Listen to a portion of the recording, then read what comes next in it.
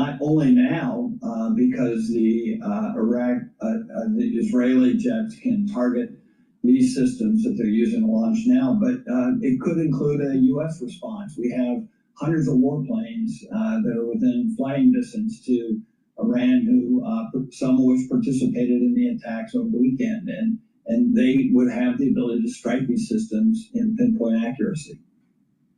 All right, the headline is now red on the terminal. Iran launches missile strike at U.S. airbase in Qatar. This is happening before our eyes here on Balance of Power, and I'm glad that we have Rick Davis and Jeannie Shanzano with us here. Jeannie, the question is, of course, as well, what could happen beyond attacks on U.S. military installations if Iran chose to do this? NBC News reporting that Iran sent to communicate to President Trump in the days before the attacks last weekend, threatening to activate sleeper cell terror organizations inside the United States if it were attacked. The president received this message through an intermediary at the G7 in Canada. Remember, he left early to deal with this whole situation. The Department of Homeland Security now, and we're looking at this warning in a statement today, that the Iran conflict is causing a heightened threat environment in the United States. Could this, in fact, go beyond attacks on U.S. military installations? Yes. It absolutely could. You know, where you are in D.C., where I am in New York City. Never bet against the United States. I'm telling you, never, ever, ever, ever, ever, ever, ever, ever, ever. One more ever. And oh, by the way, Stephen Bannon, stop being a pacifist. Rick is absolutely right. Israel has taken down their air defenses. They have put them on their back foot, but they still have missiles. They still have symmetrical attacks that they can use in the form of cyber. These sleeper cells that they warned the president about, they can take steps to impact us economically. And of course, they can use their proxies. So all of that can happen. And again, we don't know. They are hitting or trying to use their missiles right now as it pertains to Qatar. Do they wait and in a week, 2 weeks, a year, 2 years, continue these attacks? We just don't know. And that's the odd position that the president's action has put us in. We are now waiting to see how his gamble, and it really was a gamble, ends up and what the implication is. And we are all waiting with bated breath on what Iran decides to do. A very unusual position for the United States to be in.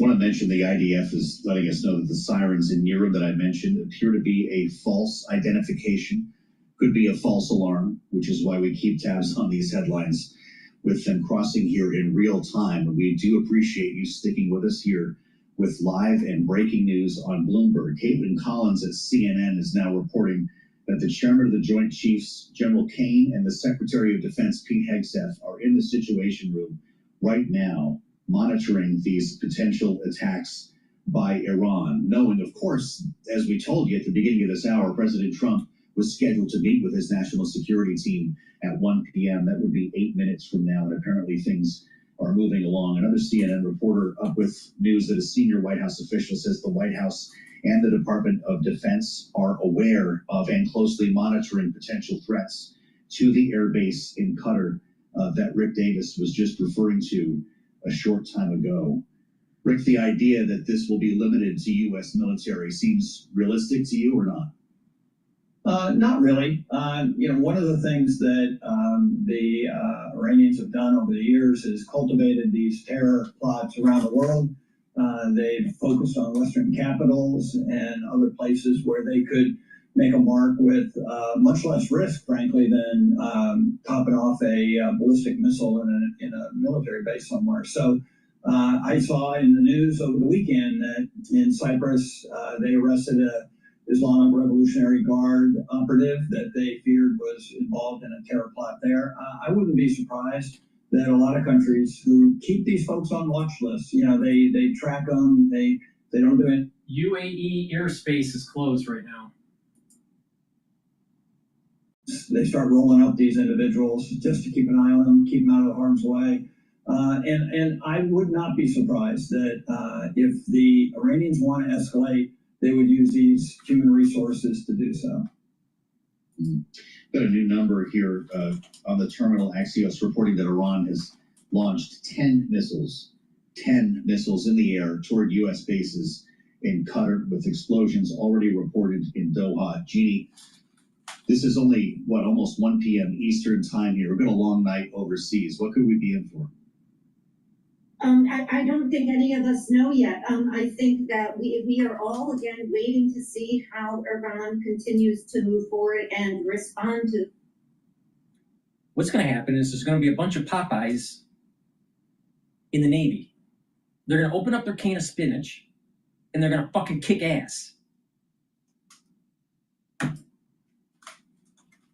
So it can be a very scary proposition. And then, as Rick was just talking about, they are not restricted to the Middle East.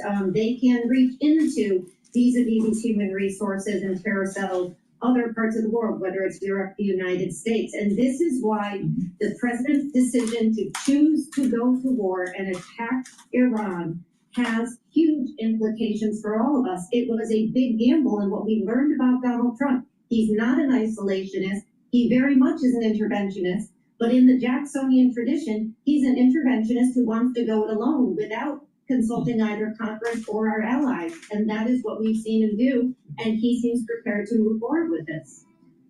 That's Jeannie Shanzano and Rick Davis. Our great panel stays with us as we approach our second hour here on Balance of Power with the response now on.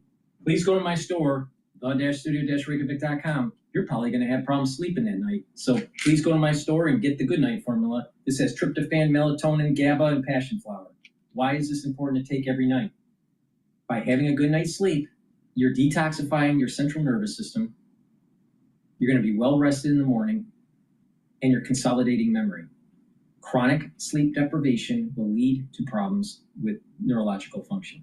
So make sure you get a good night's sleep. Also, when you have regular good sleep and you have those cycles of REM sleep that you need, 3 to 5 for deep sleep and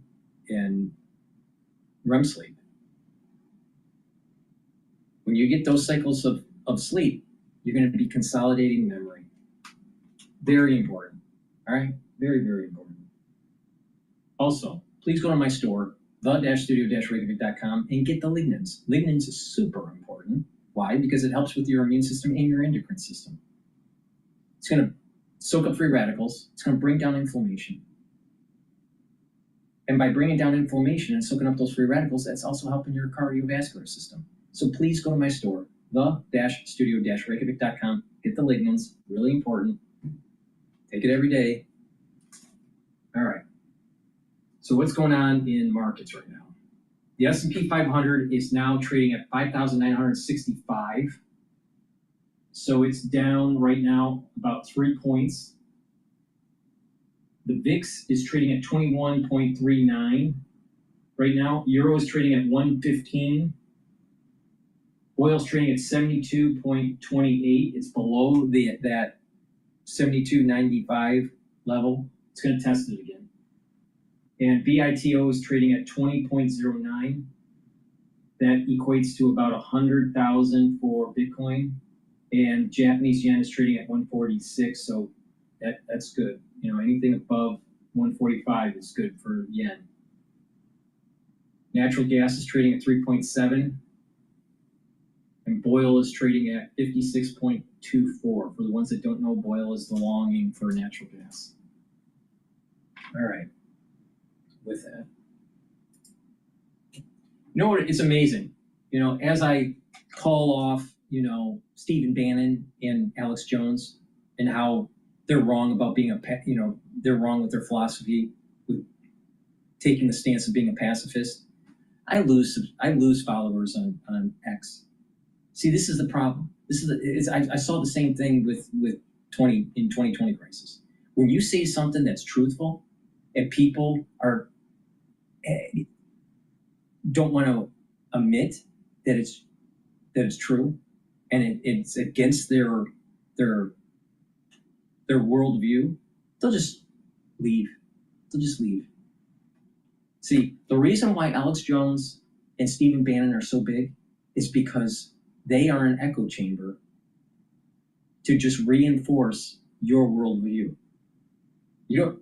So people, when someone is coming in bombastically like I am, and saying, well, wait a minute here.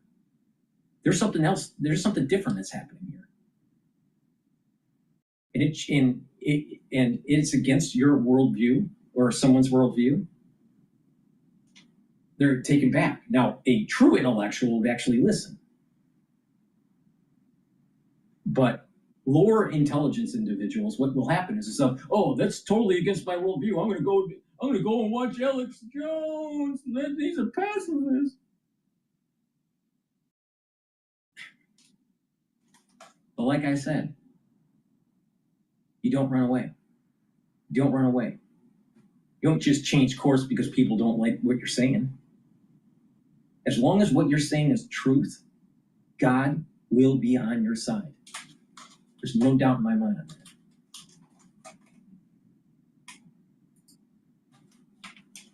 Particularly our airbase in Qatar, explosions heard in Doha. This is just the beginning. Yeah, keeping in mind the airbase to which we are referring, Al Udeid Air Base, houses thousands of U.S. troops in addition to Qatari and Royal Air Force forces. It is also the headquarters of U.S. Central Command. This is our biggest military installation in the Middle East. And of course, President Trump may feel compelled to respond if indeed there are any casualties that result from these missiles being fired in its direction. Remembering the president warned over this weekend any retaliation will be met with force, quote, far greater than what was witnessed during the initial U.S. strike over the weekend. Better be. It's at this hour, the President Trump was set to meet with his national security team. Reports suggesting they're already in the Situation Room with the Secretary of Defense and the Chairman of the Joint Chiefs, who briefed us yesterday morning following those initial attacks against Iran. It does call into question whether there will be more of a tit for tat here. Kaylee, Wall Street's watching this. Early gains have evaporated with this news. Yeah, so let's get a check now on that market reaction and turn to Amy Morris, who is tracking things from here in Washington. Hey, Amy. Absolutely right, Kaylee. Thank you. Stocks falling on reports of that Iranian response to U.S. attacks on its nuclear site. Sources saying that the attack included at least 6 missiles fired toward the U.S. base in Qatar, and Axios is reporting Iran launched 10 missiles at U.S. bases in both Qatar and Iraq. Now, we are going to be checking the markets for you all day long here at Bloomberg. The S&P 500 is down 0.1%, NASDAQ down 0.1%, and the Dow now down 0.3%. Worth noting here that both the S&P and NASDAQ have a raise to all gains for the day. They're now in the red.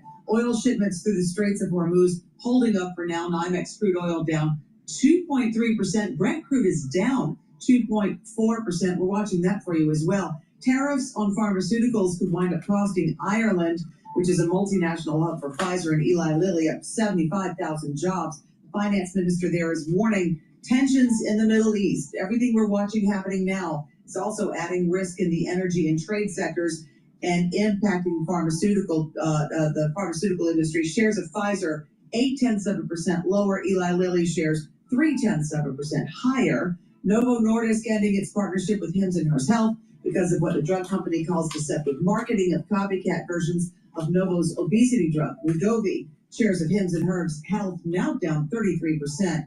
We're going to keep an eye on all of this for you throughout the day. For on-demand news, 24 hours a day, subscribe to Bloomberg News Now, wherever you get your podcasts. I'm Amy Morris. That's a Bloomberg Business Flash. Let's go back now to Balance of Power with Joe Matthew and Kaylee Lyons. All right, Amy Morris, keeping track of the markets for us. Thank you so much. Meantime, here on Balance of Power, we are keeping track of the headlines out of the Middle East. As we already said, there have been reports of 10 missiles being fired at U.S. bases in Qatar specifically. And now Iranian state television is saying that a, quote, powerful, devastating strike was launched at Al Udeid Air Force Air Base. That, of course, is the biggest U.S. military installation in the Middle East. It is the headquarters of U.S. Central Command. And Iranian state TV has cited an IRGC statement on the missile strike heading toward Qatar. We knew, Joe, that retaliation was likely coming. Iran's Armed Forces Chief of Staff earlier today said it would be proportionate and decisive.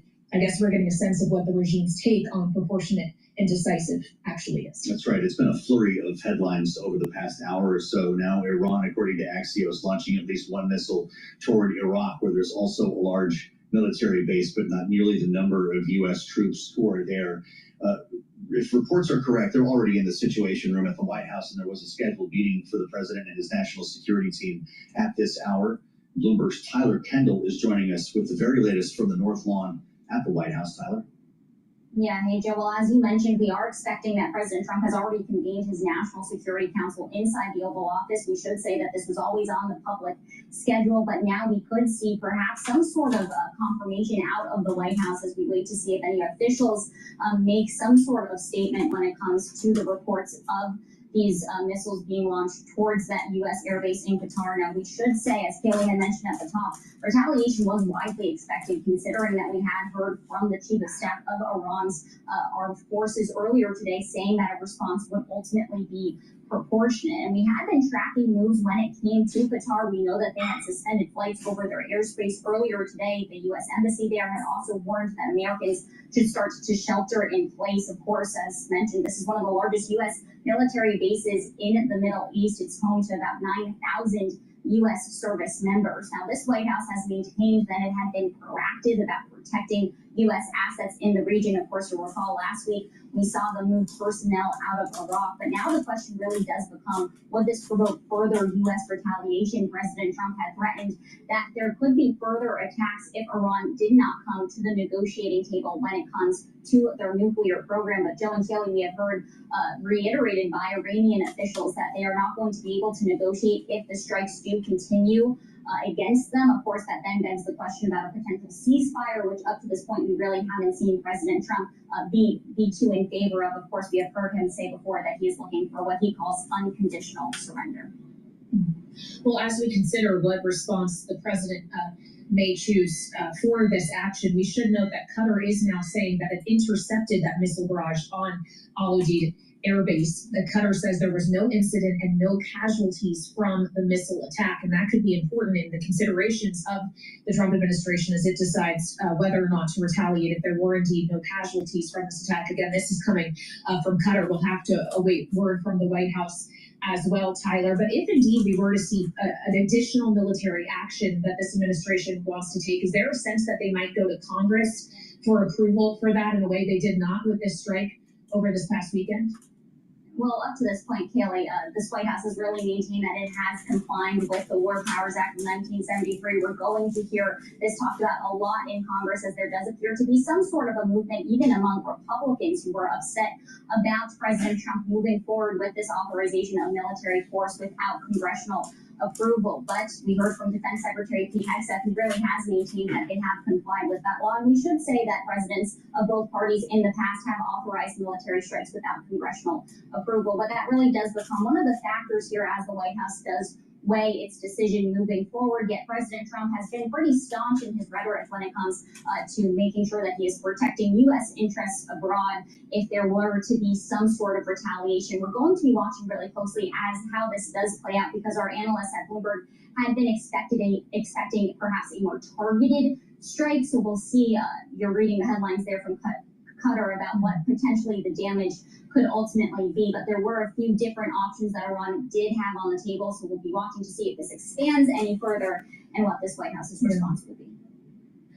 All right, Bloomberg's Tyler Pendle live at the White House for us as we contend with this breaking news. Thank you so much. And again, to reiterate, as Qatar says, it has successfully intercepted Iran's missile attack. It is also Qatari response we have to consider here, as Qatar is saying it reserves the right to respond to this, quote, blatant attack from Iran. And of course, that's just one player in the region that is factored in here as well. The other being, of course, Israel, as it continues its own strikes on Iranian nuclear infrastructure and other assets. And Iran has fired retaliatory missiles at Israel in return. We've seen that for days. We saw it again once again today. And an important voice is joining us now here on Balance of Power on Bloomberg TV and radio. I'm pleased to say Yoav Gallant, the former defense minister of Israel, is with us live. Sir, we appreciate your time as we consider this response from Iran targeting U.S. military assets in the region. Is this in keeping with what you expected? Do you think it ends here, or could we still see yet more from the regime? Well, good afternoon, Joe and Kaylee. Thank you for having me. And I think that the bold decision that was taken by the president and the excellent performances of the American Air Force, and nobody else, no Air Force in the world can do anything similar to that. This is an essential step in order to make sure that Iran will not possess nuclear weapon. imagine that one of these ballistic missiles that was shot to Qatar or to Israel could have carried a weapon of mass destruction. This can be a disaster, not only for the region, but for the world. Therefore, we need to avoid it. And in this meaning, in this region, in the Middle East, peace comes through strength. Unfortunately, you need to explain the aggressor that there are limits to what they can do. And the Iranians were very, very close to possess a nuclear weapon. We'd like to know more about what could happen next, Mr. Galan, based on the extent that you're still in touch with your contacts. How broad and at what scale could be this response from Iran? We have reports of 10 missiles in the air. So far, it appears those fired toward Qatar have been intercepted. Will Iran need to resort to terrorism if it cannot strike militarily against the U.S.? I think that the major tool that Iran has and we try to use is ballistic missiles, also other type of missiles and drones. And they are shooting them against Israel in the recent 2 years, and especially during the last week. And I believe they made a great mistake by retaliating against American base and American interests, because I'm sure that the president will retaliate or order to retaliate exactly as he promised in the past. And the proportions between the Iranian capabilities and the Americans are bringing Iran to a very low point to the corner. And I think that the Central Command, CENTCOM of... All right. Oil majors scale back Iraq personnel as Mid-East tensions rise. And then there's a breaking news from BBC. Iranian state media says missiles launched against U.S. bases in Qatar and Iraq in response to strikes. CNBC, explosions heard in skies over Qatar as U.S. braces for Iran attack. American soldiers, when I was commanding the Navy SEAL, the Israeli Navy SEAL, 40 years ago. And I appreciate them, and they are very dear for me, and I value very much their performances and their abilities. And we will do anything that we can in order to support American efforts, intel and anything else needed. Okay, let's Well, go General, to live now to see what they're having to say here. Matter of what the supreme leader envisions as this, and we are told that they did know of threats, no surprise there, to these bases in Qatar as well as other locations in the Middle East. Again, we're looking to see if this is being fed back or if these are some live images maybe coming in from different cameras. But we are also told that Secretary of Defense Pete Hegseth is now in the Situation Room, as it's known there, with Dan Razor Kane. He is, of course, the chairman of the Joint Chiefs of Staff. So a big meeting underway. We already knew that the National Security Council and President Trump were expected to meet around 1 p.m. Eastern Time. It is now 1:12 p.m. Eastern Time. We are checking with the different official channels here from the White House, as well as Caroline Leavitt, the White House press secretary, pages for Secretary of Defense Pete Hegseth, still working to get additional information. So, Jonathan, I guess, would we expect to see Secretary of Defense Pete Hegseth and Dan Razor Kane entering into the Situation Room here to kind of piece all this together, whether or not this was happening? I would imagine that they would still be included in the meeting. they certainly would be. Of course, both of them have been very directly involved when it comes to the Iranian issue, stemming, of course, from their nuclear program. So the real question is right now, what is the most appropriate response to this Iranian aggression? Because previously, Iran has only signaled that it's willing to only send one missile or a few missiles just to, like I mentioned, save face and maintain its reputation amongst the public. So if they were to continue these assaults, and if they were to expand this retaliation, then that would necessarily merit a response. It's also important to keep in mind when we talk about Iranian aggression in the region, the shadow of the assassination of their top general still looms. You have their proxies in Iraq specifically continuing to target U.S. servicemen. As we saw in 2013 specifically, I think they recorded about 200 attacks against U.S. personnel in a span of a few months. Now, the difference now is the axis of resistance, so-called Iran's proxies in the region, have been severely weakened by Israel. And another key factor here is the Iranian ballistic, not missiles per se, but the launchers and the launch pads, the platforms that are used to strike Israel, in this case, American bases. So with the Israeli campaign continuing across Iran, as Iran loses more stockpiles and launchers, again, they really have to recalculate in Tehran what their strategy is moving forward, whether they want to keep escalating or whether they want to leave the issue as is and continue on internal backlash against them and the Israeli campaign.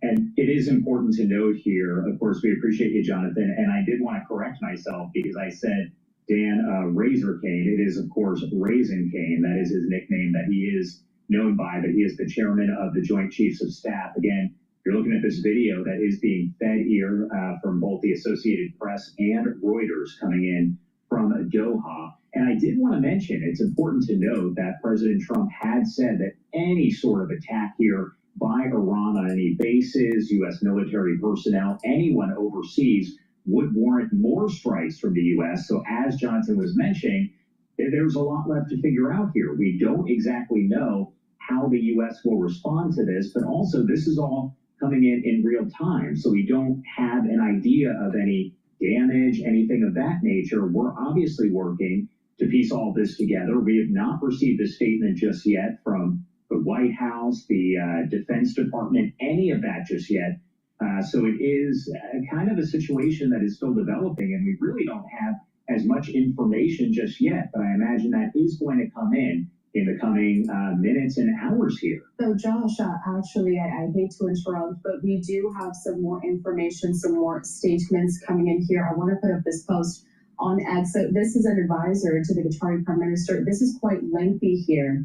I'm going to read the first paragraph, however, as we monitor this situation here, in which he says this: that the state of Qatar strongly condemns the attack that targeted Al Udeid Air Base by the Iranian Revolutionary Guard. We consider this a flagrant violation of the sovereignty of the state of Qatar, its airspace, international law, and the United Nations Charter.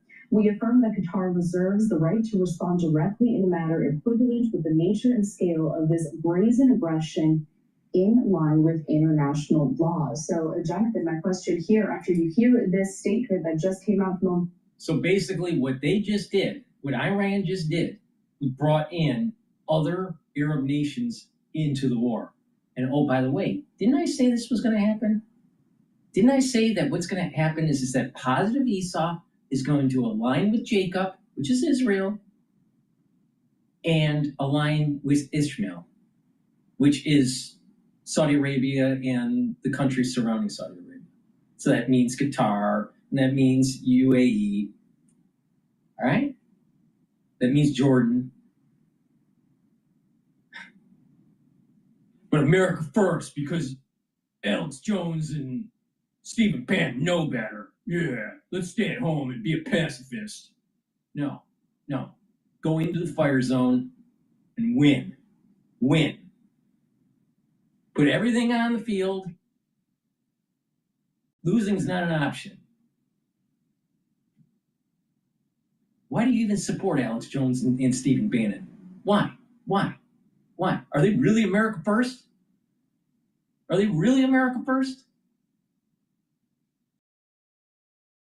Because the America that I know was about leadership and taking risks, not hiding. And I know that you're also monitoring some of the feeds for us, that they're behind the scenes, kind of looking to see what statements. Okay, let's go to also GB News, see if they have anything to add.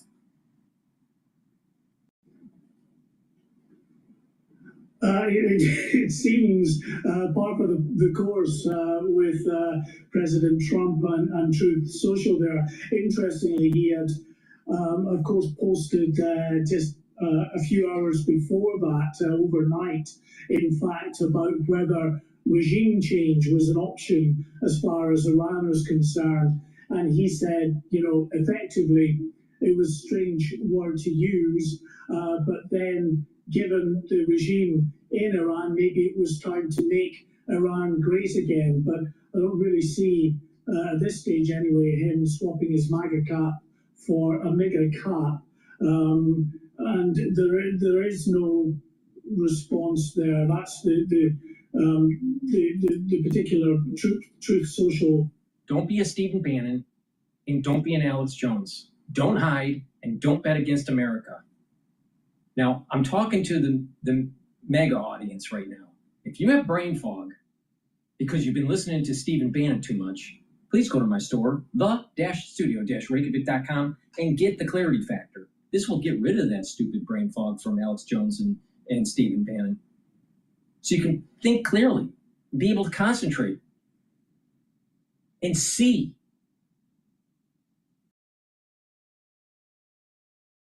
In addition, taking Clarity Factor is going to help support your memory. Do you think that there's a little bit of a memory loss with Alex Jones? Have you noticed? If you don't believe me, take a look at how he talks now and how he was talking 6 years ago. So please go to my store, the-studio-reykjavik.com. Get the Clarity Factor. It's going to help support your memory, get rid of that brain fog, and get that positive neuroplasticity so you're thinking faster and you have better memory. Drink it with filtered water, and make sure that you detoxify your body, take a holistic approach to your lifestyle, stay away from processed foods, drink the filtered water, super important. Please go to my store, the-studio-reykjavik.com. Use discount 5 on any order, you get $5 off. If you spend $150 or more, you get a free gift. Thank you for supporting. I greatly appreciate it. I do this stuff for free, all right? But better yet, don't be a Stephen Bannon and don't be an Alex Jones, because they're pacifists. And America doesn't win by being a pacifist. There are no winners when you're a pacifist.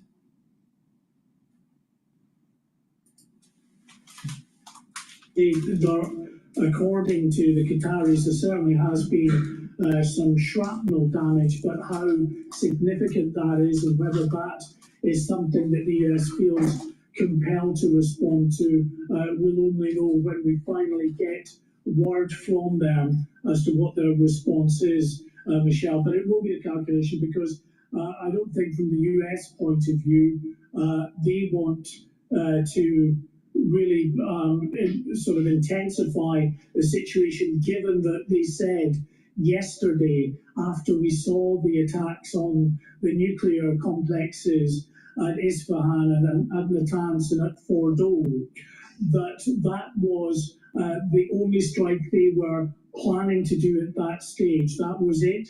It was over. They wanted Iran back around the negotiating table to come up with a meaningful settlement to this. All right, Bitcoin is trading at 101, so at 101,000 level.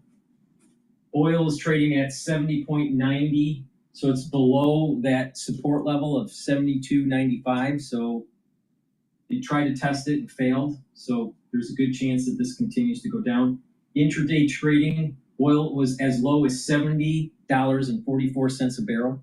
And like I said, there's going to be a trading range. As long as that 72.95 stays as a resistance level, there's going to be a trading range between 72.95 and the next support level is 65. All right, let's go back to GB News. Instantly saying that his mission had been a success. He'd essentially obliterated what he regards as Iran's nuclear facilities. But many people have come out and said, hold on a second, you can't possibly know whether or not that is the case. You've not had any assessments done. Much of this stuff is so deep underground that how would you even be able to know from the kind of initial intelligence that you have? So much of this, we're not really knowing how successful things are being. Michelle, you're absolutely right. And I think the interesting thing is this. Do you think that we have a lot of satellite data that's happening right now on those regions? Do you think that we're monitoring with personnel on the ground, either by the Israelis or by the United States or both, to watching what the personnel is doing? Are they coming out of the facility? Are they going into the facility? Are they circling the facility? Are they trying to pull stuff out of the facility? Don't you think we're watching? Don't you think that the eagle in the sky, the bald eagle in the sky, is watching really carefully? Some dumb broad on the evening news in the UK is, I can't take it anymore. I mean, most of these people that do these shows, especially in the United States, they're either liberal arts majors, like journalist majors, which is not that hard, or they're lawyers that stop practicing law, and it makes you wonder why they stop practicing law. All right, let's go to Bloomberg. Off, you can expect that as well. That sense of a brace for more, that to be lifted and eased in short order. Well, in addition to Bahrain, a person familiar with the matter now says the UAE has confirmed its airspace is closed, so speaks to the broader kind of regional spillover effects that you were alluding to, Dan. On your point on energy, though, I would note right now we are seeing on both WTI and Brent crude futures down about 4.6%, an actual move lower in oil, which suggests perhaps the market is seeing the idea that Iran has decided to take action against U.S. military assets rather than say the Strait of Hormuz may be a good. This is what I said last week. I've been looking at markets for a long time, more than 25 years. Guess what? What happens is that when there's a pulse of stress in the market, that first pulse of stress is the worst. But then additional stress points will happen, and you will have a spike of volatility, but it doesn't transmit as much in terms of the movement of price. All right? And eventually what happens is that no matter how many times that you try to stress it, it just doesn't respond. There's just a lack of response. It's very similar to a neuron, all right? If you keep on activating a neuron, eventually it gets desensitized. Well, markets are like that too. I just told you a secret of how this works. I bet Stephen Bannon and Alex Jones don't know that. If you really listen to me, I just told you a secret on how to make money. Missiles for the Al Udeid Air Base in Qatar, though Qatar says that they intercepted all of those missiles successfully and that there were no casualties. We'll, of course, have to await confirmation on that. And as we do so, we bring in now our political panel. Bloomberg Politics contributors Rick Davis and Jeannie Shanzano are with us. Rick, of course, Stonecourt Capital partner and Republican strategist. Jeannie, our Democrat. As we're talking right now, live on Rumble and YouTube and my website, the-studio-reykjavik.com. What's WTI oil trading at right now, Dr. Paul Cottrell? Well, let me look. $69.95. Where's Armageddon?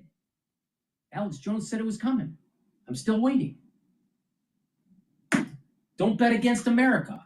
Kind of attack. Ever. We call in advance, we're going to shoot over 10 missiles. Make sure you pick them up over the Gulf of Use and knock them down. We don't want to kill anybody. You can't evacuate 9,000 people at Al Udeid. So, it's as much a ballet of retribution as it is anything else. And at the same time, it's also a good excuse for Donald Trump, if he wants to escalate, to do so. If he wants to put more impact on Iran to come to the table, this would be the opening to do it. If force is that motivator, my guess is he'll still be committed to some kind of peaceful solution. He knows that's the only ultimate goal that can be achievable within his sort of ideological partnership called MAGA. And so I wouldn't be surprised that he takes the opportunity to say, okay, Israel is going to do its thing to keep pounding away at these missile sites, and I'm going to open up the dialogue for peace. It is not to be missed. So Alex Jones saying that there's going to be Armageddon and the oil's going to skyrocket to the moon. The Death of America by Alex Jones. Stephen Bannon saying, don't knock out the facilities. This is going to be a never-ending war. Really? Dr. Paul Cottrell just made 8% since the opening of the market because of what's fucking happening. And if you paid attention to what I was doing, you would have made money too. Alex Jones and Stephen Bannon, they're fucking wrong. They're just fucking wrong.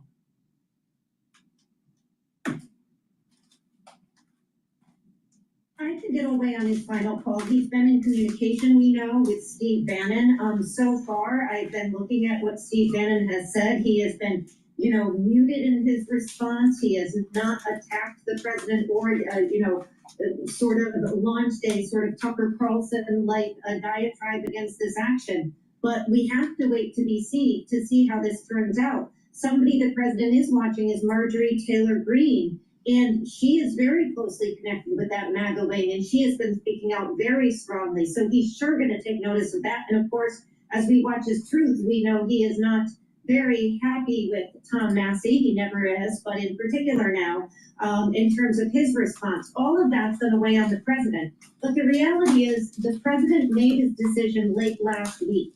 This is a president who is not an isolationist. He is an interventionist. This is an attack and a war of choice on the part of the president. There's nobody in the international community or at home who could say that this was an imminent threat being faced by Iran, even our own national security community. And so he made a choice, and maybe it was the right choice, but he made the choice to go in, and he's certainly not going to step back from that. I do think his response to these 10 missiles, that was very limited on the part of Iran, will likely be equally measured. Just by comparison's sake, they sent 200 missiles the night after Israel attacked. So this is a very limited symbolic response on their part. And the bigger question now is not what they do in the short term, but how they respond in the long term and whether. I think Jeannie is forgetting they're running out of missiles because they shot them over to Israel. The regime is collapsing. Of course, on being a better steward for the U.S. economy and specifically bringing inflation and price pressures down. And as we look at oil now down 5% on both Brent and WTI, we're looking at a 70 handle on WTI once again as the market kind of sees this as being good news, at least for global energy trade. How much does that also factor into his decision making that he does not want to see a situation in which we see a spike in oil prices and therefore by extension prices at the pump? Yeah, I think universally, this administration, Donald Trump's president, is really concerned that they have not done a good enough job bringing down consumer prices. And obviously, because of these conflicts that have been ongoing now for some. Consumer prices are going to go down when oil goes down to $65 a barrel. Pretty sure about that. Please go to my store, the-studio-reykjavik.com. If you have an irritation in your throat because it's just that time of the season, or maybe you're yelling about Stephen Bannon and Alex Jones, take my lozenges and soothe that sore throat. Please go to my store, the-studio-reykjavik.com, and get the drops. You can get it in blueberry, honey and lemon, and cherry. Very high quality, extremely high quality. I also have elderberry and zinc. The lozenges are larger than the drops. You get 21 lozenges in a bag. For the drops, you get 100. Get a few bags for your household. You're going to need them. Guess what? Because you're going to have a sore throat. Either because you're yelling about how stupid Bannon is, or maybe there's the allergy season or whatever. Please go to my store, the-studio-reykjavik.com. Mitigate the problem right away. Use discount 5. You get $5 off any order. And if you spend $150 or more, you get a free gift until supplies last. And you're gonna like the gift, trust me. Let's go back to Bloomberg. Oil is trading at $70.20 a barrel rate at the moment. Is that something that you can get your head around, knowing that this could go in so many different ways from here? Yeah, I mean, I think that in terms of Iran's limited response right now, the market is right to read this as limited, and I think that they're hoping or betting that the president's response will be equally muted. The reality, though, is I'm sorry to say the market is wrong at this point because we don't know how successful the U.S. attack was, and we can't underscore that enough. We had an objective to wipe out their ability to have a nuclear program, and there is nobody, if you talk to people in the international community, who believes that that has been completely wiped out. You know why? Because you can't bomb away the knowledge that Iranians have when it comes to building a nuclear program in the long term. And whether Khomeini is in... Most of those people that are working on the program are being forced to by the military apparatus that, oh, by the way, the Israelis have killed. Secondly, since you've destroyed that apparatus, the transmission mechanism between what the Ayatollah wants to do and being able to force that policy is diminished. Third, they're running out of missiles. Fourth, there's such an educated, secular population in Iran that with given the right nutrients, the right help by the international community, they can flourish as a democracy. There is nothing wrong with them having a civilian nuclear program. They just don't need as much of the 60% enrichment. Actually, you don't even need any 60% enrichment because civilian use is way, way, way lower in terms of enrichment for nuclear power. That's the point. That's what Rubio was saying. They have so much of this crap. There is no doubt, they're doing it to do breakout for a weapon. No doubt. There's no doubt. But you have a bunch of journalists, liberal arts majors going, well, where's the bomb? Without using like a little bit of like, what are the facts on the ground? Oh, they have 60% and 83% enrichment. How much of this do they have? What's the percentage that you need for civilian use? Like 3, maybe 5%? Well, wait a minute here. Why would you need 60%? But where's the bomb? America first, pacifism. No. When you see someone that's going to strike you, do you wait until they strike you? Or do you hit them first?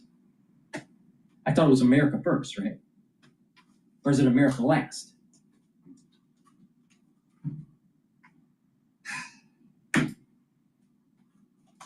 percent. NASDAQ is up 0.8%. Dow up 0.6%. It's been up and down all day. Also, we're checking COMEX Gold now, up 0.4%, trading at 3,400 per ounce. Tesla rolling out its long-awaited robo-taxi service to a handful of users after almost a decade of hype from Elon Musk, kicking off a precarious new era for Tesla. They handpicked their first riders. That means the general public's just going to have to wait to check out this robo-taxi service. Shares of Tesla, though, more than 9% higher. That's helped with the stock market as a whole. U.S. previously owned home sales rose 0.8% to an annualized rate of 4.03 million in May. That is the weakest May sales pace since 2009. Mortgage rates remain near 7%. They're seen staying above 6% at least through next year. That's contributed to a sluggish housing market with poor affordability. The growing number of homes on the market has not jump-started. Okay, breaking news. GETTR says no incident, no casualties from missile attack. Now, like I said, if you do things the right way, if you do things for the right reasons, you'll get a blessing. We're doing the right thing. We're going to be blessed. Don't be fearful. But people that think that it's only because of their own doing and their own volition and the prosperity that they have, they're negating the fact that God gives you either a curse or a blessing. Now, I think Stephen Bannon is forgetting this.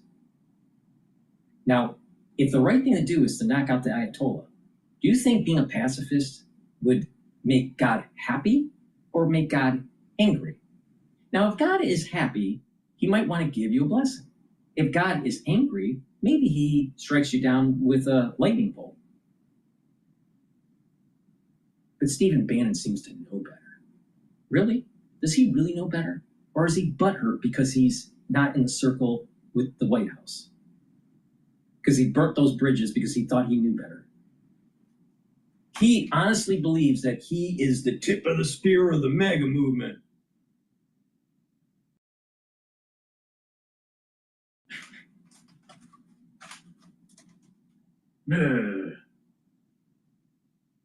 I'm still waiting for him to say USA CCP virus. It's only been 5 years. Dubai, Bloomberg's Jumana Berchetti is with us. She, of course, is anchor of Bloomberg TV's Horizons Middle East and Africa and is live with us now on Bloomberg TV and radio. Jumana, how should we consider not just Qatar, but the UAE, Bahrain, who have now closed their airspaces, at least temporarily as well, and how all of the Gulf states are likely to look at this action from Iran? Look, I will tell you, the past couple of days have been extremely tense, not least the last hour when there were reports of those airspaces closing up, both in Qatar and in the UAE, that really suggested that something was about to happen. We heard multiple witnesses report several explosions over Doha, so it wasn't imminently clear what was going on. But of course, now we understand that several missiles were fired towards it. Oil's at $69.55.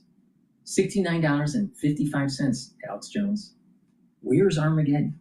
Because I'm pretty sure that all of the Hollywood movies that I saw, when Armageddon happens, oil spikes like to $120 a barrel. But I don't see that. Maybe Alex Jones is wrong. Maybe Alex Jones doesn't have the blessing. Maybe Alex Jones is trying to sell you a bill of goods because it's fake.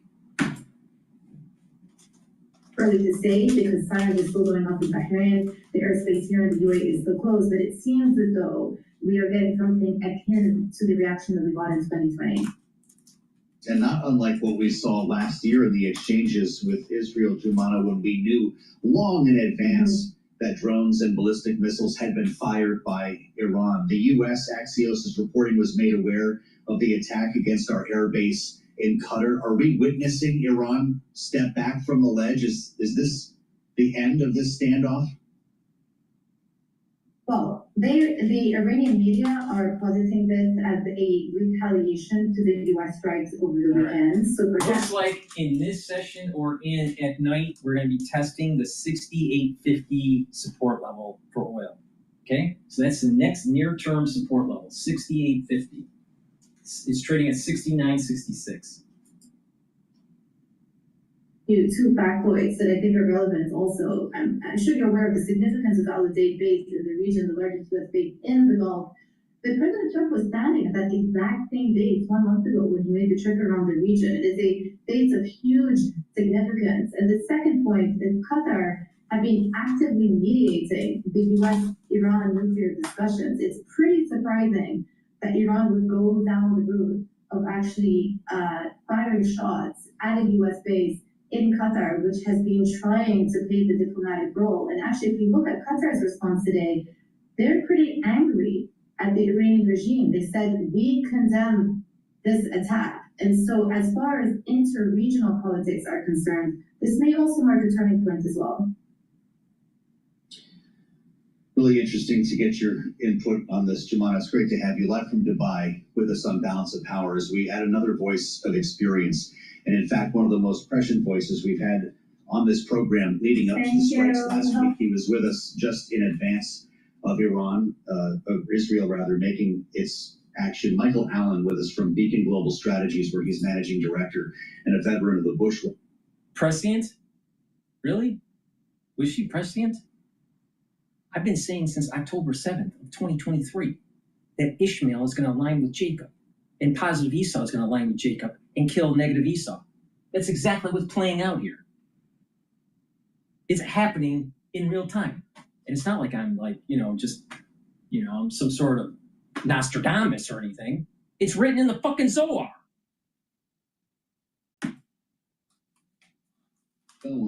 Whether they should completely toward a regime change type policy.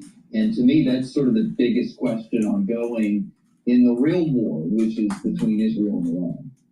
Well, so when we consider that being the quote unquote real war, how long would you expect it to continue if Iran has already chosen its course of action against the U.S., or do you think it might not end? It's as simple as this, honey. Kill the Ayatollah and it's done.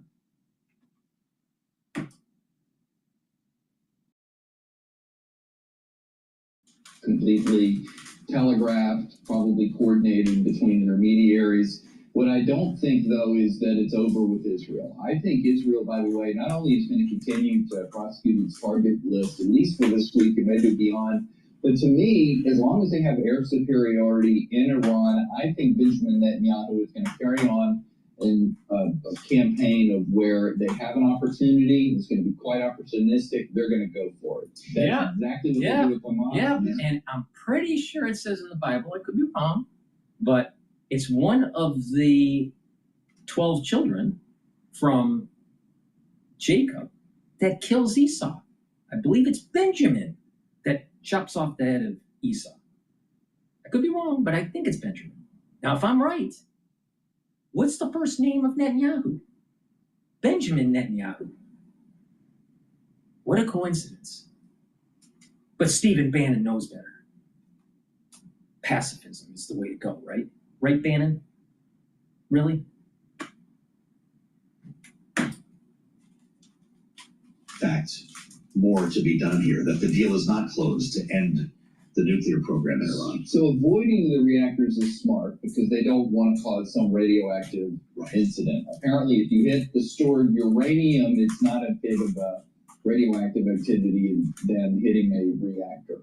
But I do think that the United States still has some interest here in seeing that Israel continue to prosecute some of the nuclear targets going forward. I think it's fair to say no one is... What a ride. $69.23 a barrel.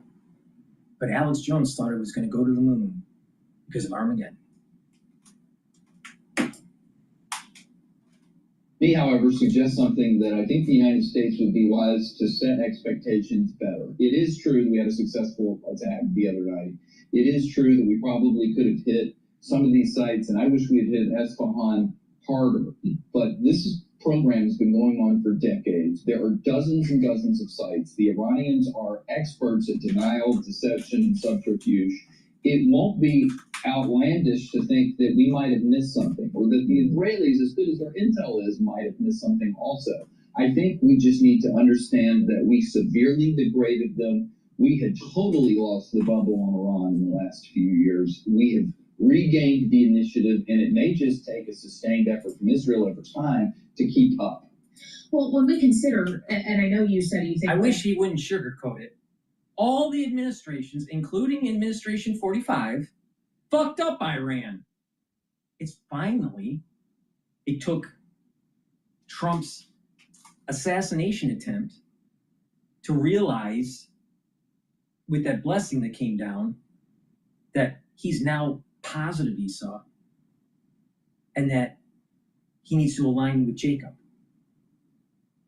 I'm telling you, I'm not wrong on this. This is biblical what's happening here. People are thinking they try to use international policy and and history and all that. Bullshit. It's really simple. It's metaphysics. It's this metaphysical aspect of the soul roots. So Trump's assassination attempt brought down a blessing. He felt it. Many people that were watching felt it. he ended up being positive Esau and aligned with Jacob and Ishmael. And you saw that with the $2 trillion that he came back when he did his trip to the Middle East. Now, what does this really mean? It means that negative Esau is going to die.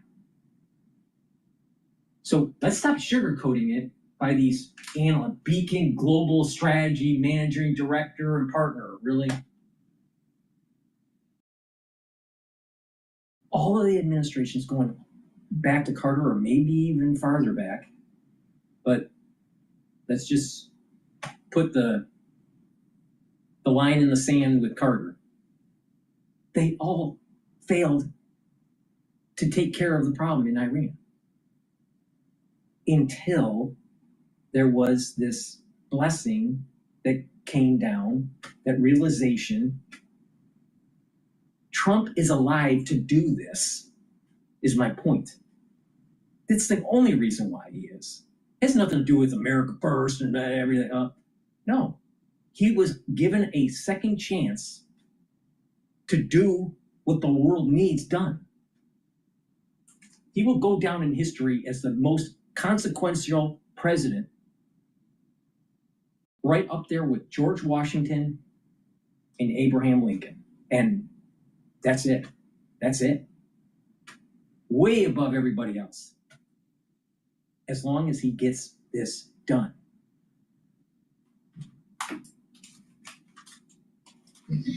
As we're tracking the markets here, Michael, it is worth noting we're down nearly 6% on both Brent and WTI futures right now. We're actually south of $70 a barrel on WTI, which is where we were before Israel's initial strike on Iran on June 13th. This is the lowest level we've seen since June 12th. As we consider now, and Joe just mentioned the headline, Kuwait has closed its airspace. Al Samaria TV is also saying Iraq has done the same in addition to Bahrain, Qatar, the UAE. If the airspace isn't safe, should operators of cargo vessels, of oil cargo specifically, feel that the Strait will be safe moving forward, the Strait of Hormuz? Yeah, I don't think that the Iranians are really going to go and do the Strait of Hormuz for several reasons, in part because Oman owns half of it, in part because it would be taking off their nose to spite their face. I do wonder, though, if they're beginning to shut down the air space over Kuwait and elsewhere, maybe there are more attacks to come from the Iranians. Maybe they're going to try to take a shot at our base in Kuwait. They definitely did, by the way. Maybe the United States is getting ready for a major fucking strike. A can of whip ass from Popeye. Maybe. Maybe. And then I fully believe that Donald Trump would go extraordinarily kinetic on them. We have 3 carrier strike groups in the region, half dozen air squadrons of F-35s. I think that is something that Trump would prosecute to the hardest. So I really doubt that they're sincerely trying to hit us. All right, Michael Allen, great to have you as always, Managing Director at Beacon Global Strategies, also, of course, former Special Assistant to President George W. Bush, serving in the national security. I didn't stop.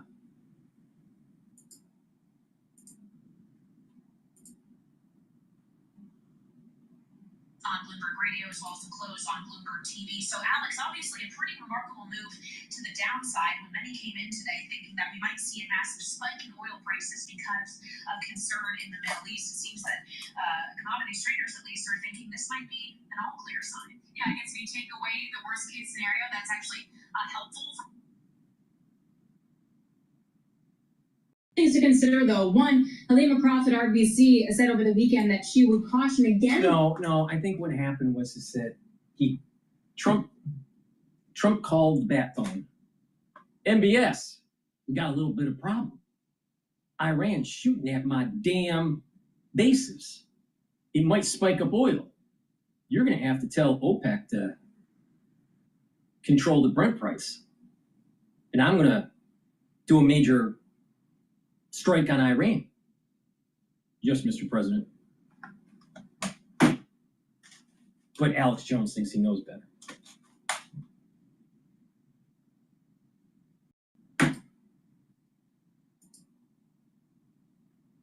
The worst is behind us. Now, the other factor to consider here, irrespective of the supply issue that may or may not happen with Iran, is the demand side. So there's been a lot of stockpiling by China, a lot of stockpiling by other countries within the West as well. Iran was also exporting a lot more than normal before these strikes took place, and China was really stockpiling them, meaning that there's not going to be that huge demand pull if something does happen to the oil supply. Second, JP Morgan says that without any drama, they see a mid-60s range for oil for the remainder of 2025. So in essence, a WTI at 69, there's still even a little bit more geopolitical premium baked in. Boy, it's 65, Alex Jones. Where is the apocalypse? Where's Armageddon?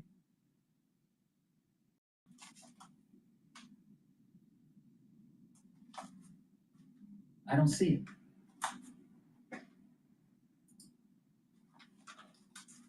I mean, pretty much at this point, like ruling out the Strait of Hormuz was really about taking out a lot of geopolitical risk premium within the oil price. That is clearly the absolute worst case scenario. There are some things that range, like if you take out 1.75 million barrels of oil a day, this is Goldman Sachs saying this, then you'd see oil rise to $90 a barrel. If the oil through the Strait of Hormuz were to drop by just 50%, remember 20 million barrels of oil a day of fuel and oil flows through that. Reduce that to 50%, and you could see oil maybe 10% higher for another 11 months. So clearly, that's the worst case scenario. That clearly is not happening at this moment. Can we rule it out altogether? William McCroft says, no, you can't.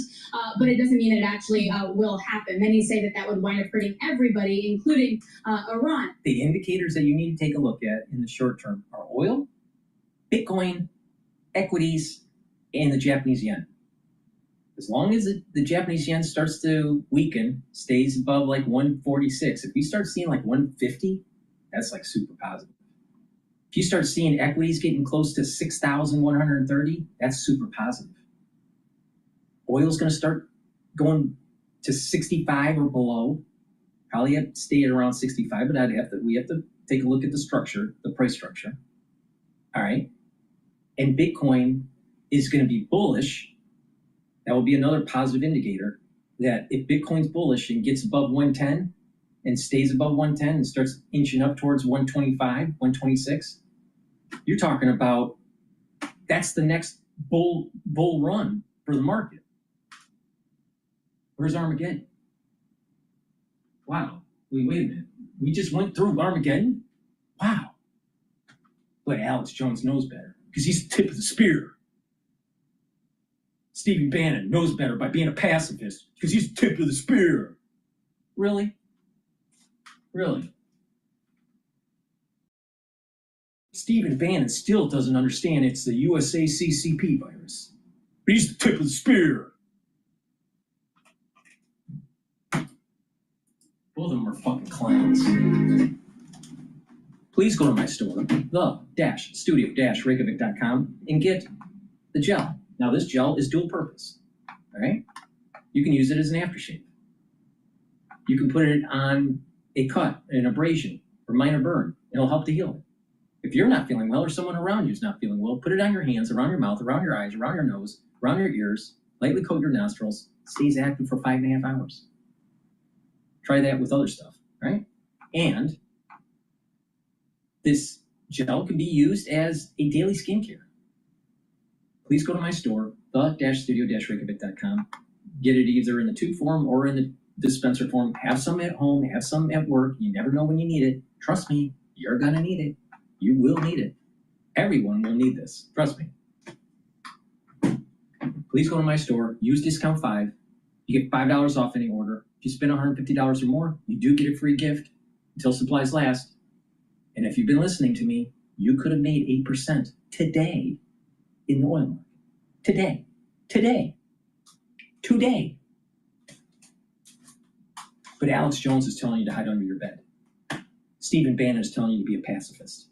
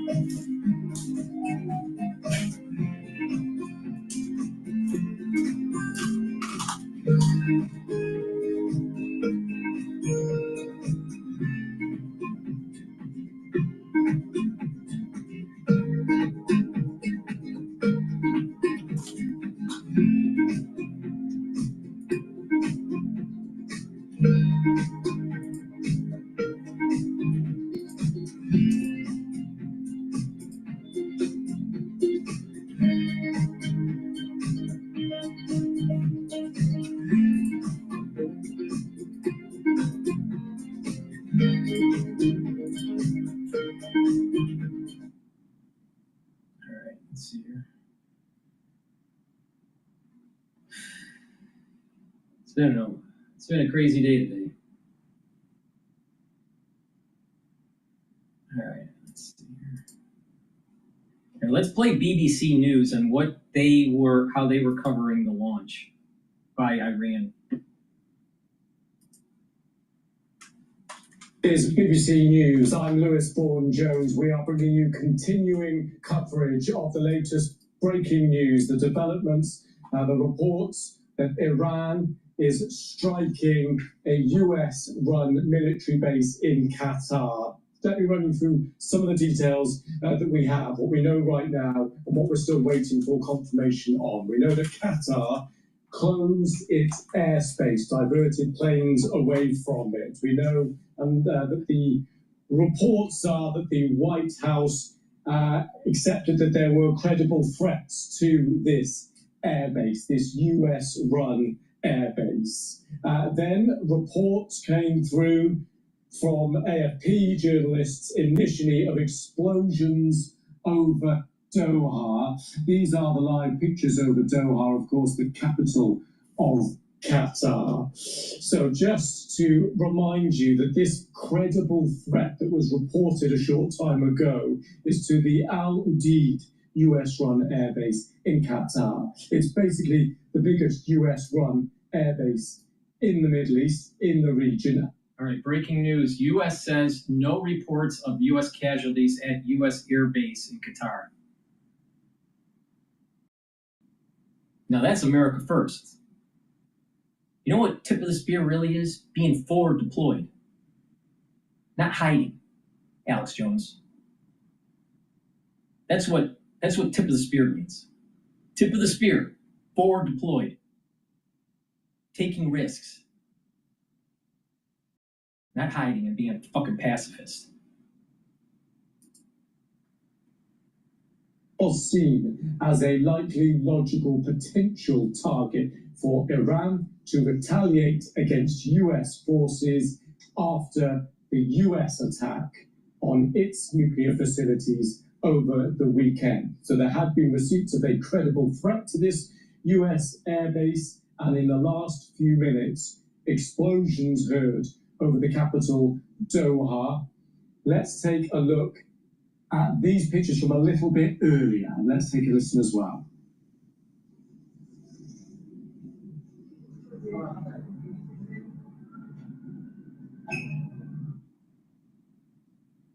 So those pictures were just from the last 20 minutes or so. We are back now to the live pictures just to explain the geography and the timing of all this. These are the live pictures of Doha, just gone 8 o'clock in the evening, as you can see there. And within the last 30 minutes, those pictures that we just ran showing those explosions being heard near Doha. Now, we understand that the credible threat was to the Al Udeid US-run airbase, not directly the civilian areas of Doha itself, but instead this US-run military airbase.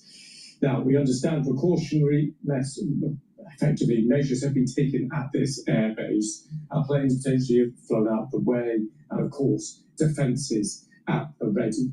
This comes after the shelter-in-place order for US citizens in Qatar a little earlier. And one new line's been just in the last couple of minutes, just since I've sat in the chair here and taken over from my colleague. Donald Trump, we understand from the Reuters news agency, citing CNBC, citing an admin official. Slightly convoluted there, but I just wanted to give you where we're getting this from. The line is this: Donald Trump is currently in the Situation Room with the Defense Secretary and the Joint Chiefs. So, Donald Trump currently in the Situation Room with the Defense Secretary and Joint Chiefs. That is from CNBC, American network, citing an official in the administration, getting to us here via the Reuters news agencies. Our team in the US will be following that up. So, if you have just joined us in the last few minutes, these are the live pictures that we are showing you right now over Doha. The reason being that explosions were heard over Doha. Potential credible threat was suspected at the Al Udeid US-run military base. It's the biggest US base in the Middle East, in the region, and was seen as a potential target for Iran to retaliate after those strikes. And the US got involved over the weekend and, of course, hit those nuclear facilities. So all these developments reaching us in the last 20, 30 minutes or so. So let's just try and pause for breath for a moment. Now we've established the live pictures and we've established those pictures of the explosion that we have. Let's speak now to the BBC World Service. Conan. Other consultancies work around you. At West Monroe, we work with you. Overcomplicated strategy. So just bring us up to date, given what we've just been learning over the last few minutes of how things stand there where you are.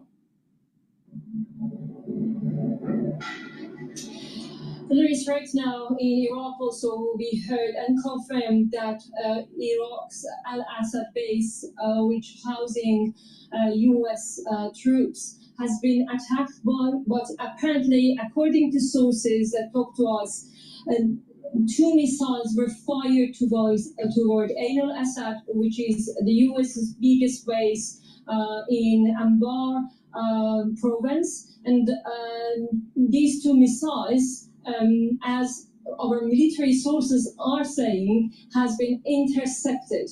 And we still don't know that if this is the first wave of attack or this is all that Iran wanted to do, but we can confirm that Iran has carried out this attack, calling its naming tidings of a victory. And it doesn't say more, Iran's news agencies, that's what comes next, but they say that Iran simultaneously has attacked US bases in Qatar, Bahrain, Kuwait, and here in Iraq. It was expected. All these countries were in high alert, and this morning, most American citizens in Qatar, they received first email from US Embassy asking them to stay in sheltered area and not to come out until further notice. And then after that, a few hours after, officially, the US Embassy posted that warning on its X platform. And then that was followed by the UK warning to its British citizens in Qatar, asking the same precautionary step to take and stay in sheltered area. So step by step, hours by hours, we could feel in the region that is coming. But as I said, it is not clear that it is the whole thing that Iran wanted to do, or it is only the first wave. I remember in 2020 when the US killed Quds Forces commander, IRGC Quds Forces commander Qasem Soleimani here in Baghdad and assassinated him. Iran retaliated by firing 2 or 3 waves of ballistic missiles towards Al-Assad Air Base and also Erbil Air Base housing US and coalition troops. So it can be expected that this is only the first wave, or it can be only the thing that Iran just wanted to send a message to the US that it can reach its bases. Although this Al Udeid base, which is, you mentioned that it is the biggest and the most important base in the region, is massive and a very well protected bases. I have traveled to several US bases, and that is the most protected base I can tell. And before this attack, there was a lot of alarms and warnings, so that led to US forces evacuating their fighter jets and also some other equipments to safer areas. And Nafisa, more broadly now then, given these strikes, how does that change the international geopolitical balance of power there? How does it change relations between Iraq and Iran and potentially hit Qatar and Iran? To be honest, This is you trying to book a trip on your business travel platform. And this is me using Navan. This is you. to be honest, Luis, I think Iran is in odd with all these countries right now. Iran is in a very difficult situation, and no one can deny that. Tehran is in a difficult, delicate situation that has lost its trust to neighboring country as well, including Iraq. That despite that Iraqi government multiple times has said that they oppose the Israeli jets using its airspace to attack Iran, but they can't do anything more than that. And there are reports that even some of the US fighters has used, and that they have used Iraqi airspace, which is closest country to Iran, and Iran had once upon a time, it had a very deep influence in this country, but still its airspace was open to these jets to fly over and reach Iran and target. Although Iraqi government says they cannot do much about these jets, they are opposing, they have complained against this to the UN, but not further steps they can take. And other countries, other Arab countries, especially the Persian Gulf, despite that they have built a very close relationship recently with Iran, but also when it comes to the US, they have other calculations, even in their statements regarding the US attack on Iran's nuclear sites. They were so cautious, they were so delicate in putting in words that they are condemning this attack. Their behavior was different of how they put statements out when Israel attacked Iran. So you can feel that how Tehran can feel regarding the situation, and I think Tehran is in the situation that it feels that there is no reason to step back and think about its neighboring countries and its relationship right now with the Persian Gulf countries. Obviously, thank you very much for the moment. So this is a fast-moving, fast-developing situation, of course. And this was predicted. Negative Esau is the life force for Satan. And Satan is going to try to maintain the life of negative Esau. And so they're going to be lashing out at Ishmael. You're seeing negative Esau lashing out with Ishmael. And I said this in 2023, right after October 7th. And October 7th was the beginnings of the redemption. Now, first Israel had to be cursed, but I'm telling you, this is the way it's playing out. It's playing out, and things are going to usher in very quickly here. Very quickly. You better align to positive Esau. If you come from a soul root of Esau, you better make sure that you align positive, because it's not going to play pretty with you if you're negative Esau.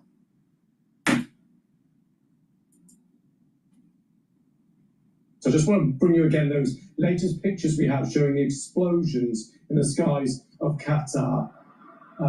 We will have them in just a minute. Apologies for that. We will just get those lined up again. They're the only pictures we have so far. Let's take a look and a listen.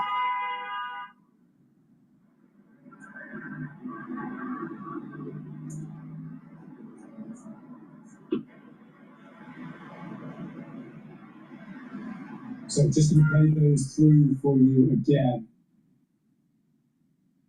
I want to go to Bloomberg here. Way as a result of Iran's retaliation. Yeah, it's pretty remarkable.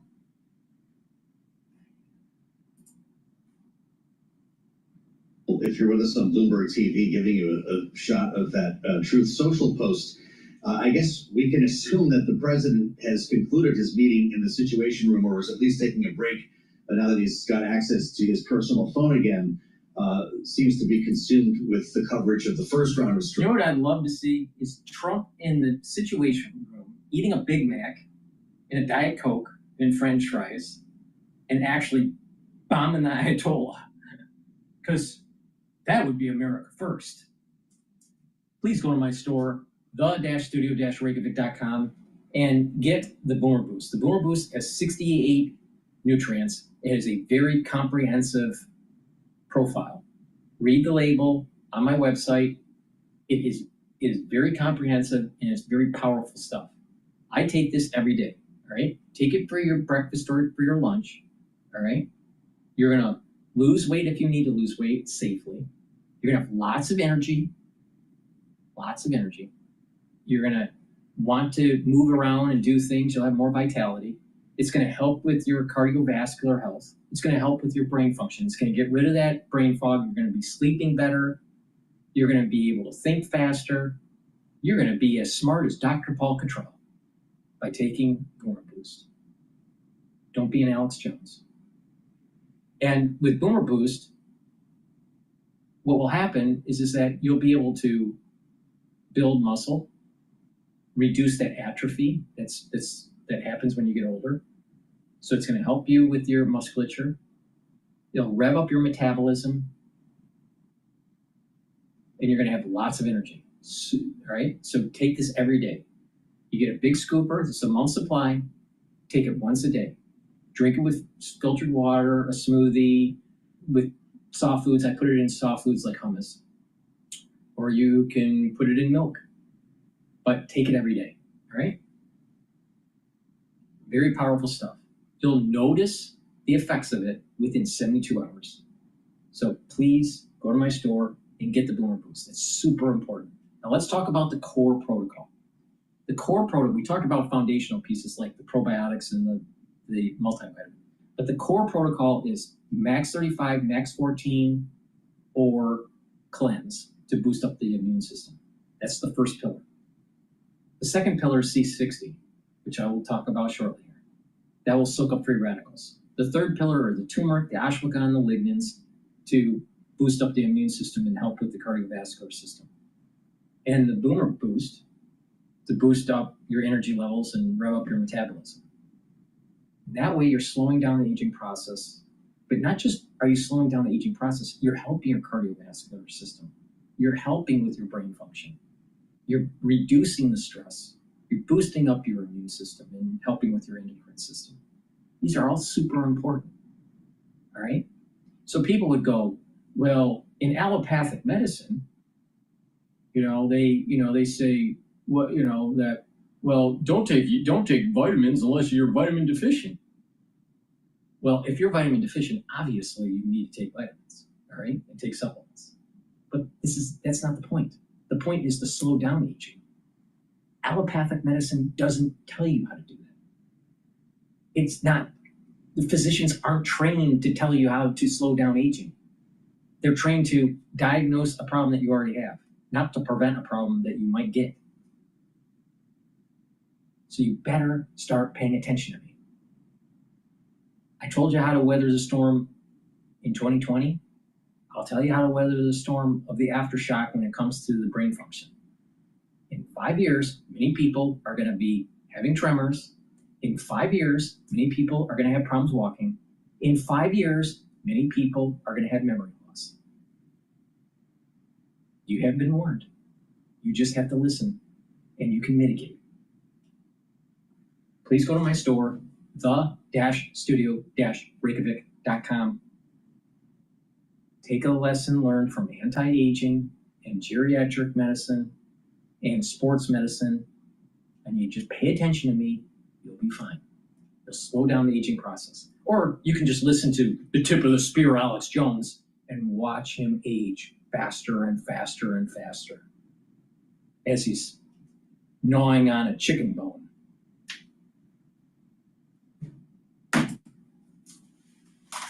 Yeah, and the American public to say, did you achieve your objective?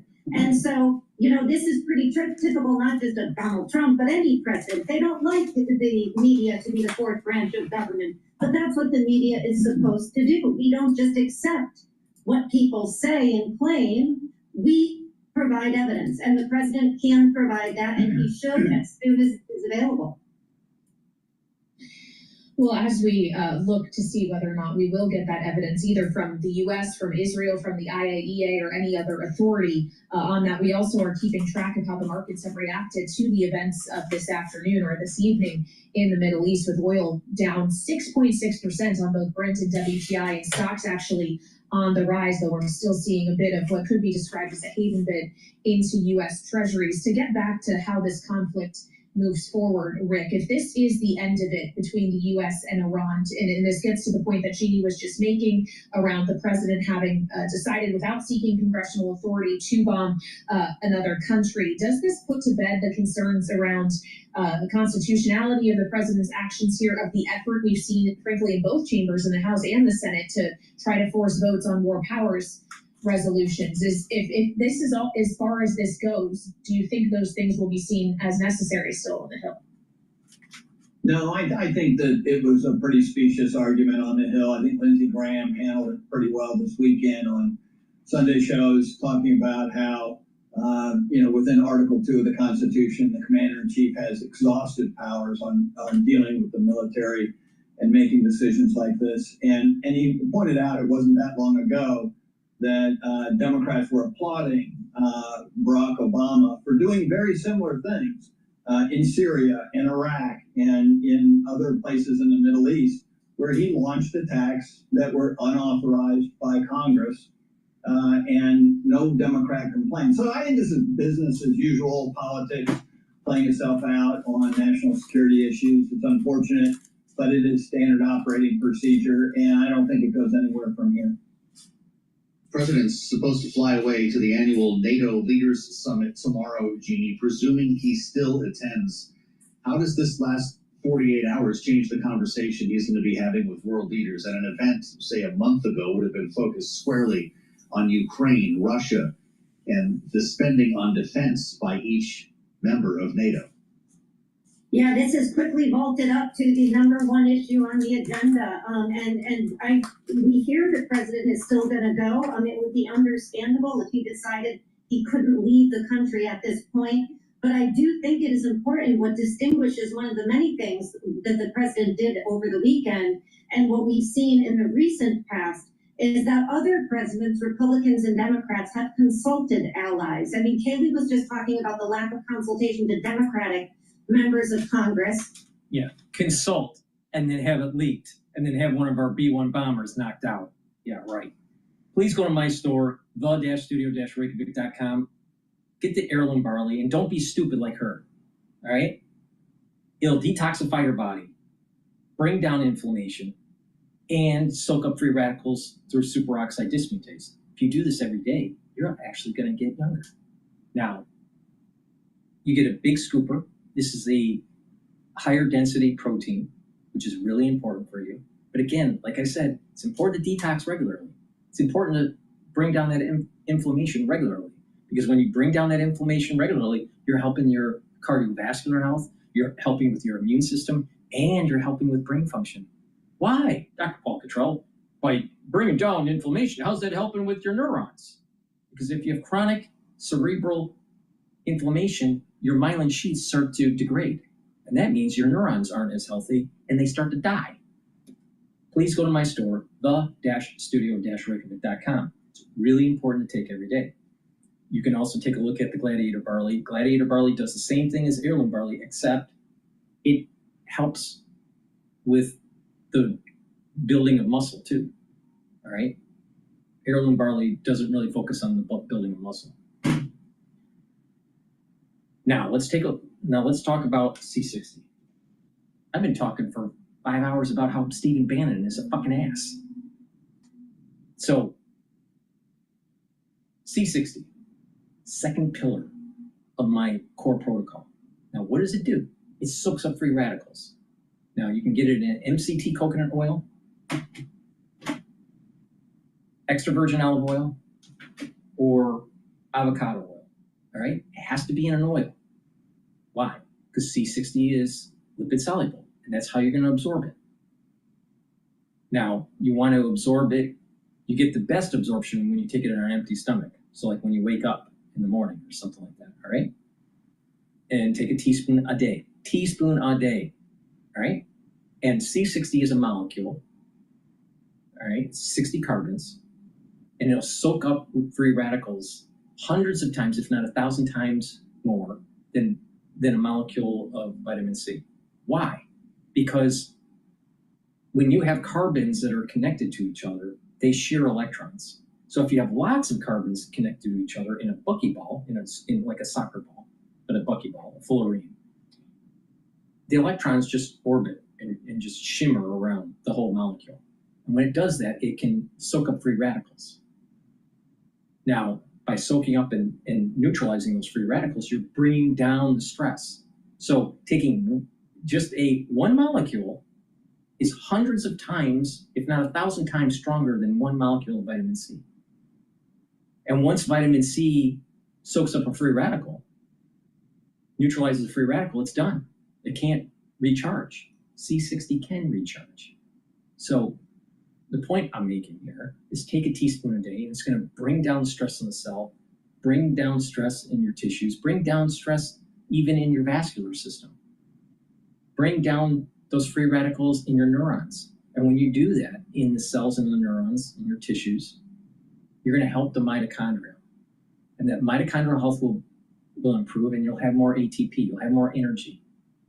You ever wonder why people that get older don't have any energy? It's because their ATP is low. Why is the ATP low? Because their mitochondria is dying. Okay, so what do? You boost up the health of the mitochondria. By taking C60, you do that. Now, at the vascular level, by soaking up free radicals, you're reducing plaque formation because you're reducing oxidized LDL. Now, in terms of bringing down stress on the cells and the tissues, you're also improving your immune system, and you're improving your endocrine system. Your glands will perform better, and your neurons will perform better. The mitochondria and the neurons will be healthier. You'll have more ATP to build up those neurotransmitters. Less stress on the neuron. Guess what? Myelin sheath is healthier. You think faster. Your memory is improved. So please go to my store and get the C60. All right? Take a teaspoon a day. I've been doing this since 2016. All right? And this is the second pillar of the core protocol. So get it in a 2 ounce, a 4 ounce, or an 8 ounce configuration. You can get it in avocado oil, MCT coconut oil, or extra virgin olive oil. But take a teaspoon a day. Very important. So please go to my store, the-studio-reykjavik.com. That's the end of my show. Use discount 5, you get $5 off any order. If you spend $150 or more, you get a free gift. And trust me, you'll like the free gift, all right? So please go to my store, get the products, help support the work, and stop supporting Steve Bannon. He's bullshit. He's bullshit. Alex Jones, the tip of the spear? Really? Really? How are you the tip of the spear when you're hiding in Austin, Texas? How are you tip of the spear when you're not forward deployed? You can only be the tip of the spear if you're forward deployed. Please go to my store, the-studio-reykjavik.com. Thank you for listening, and have a nice day.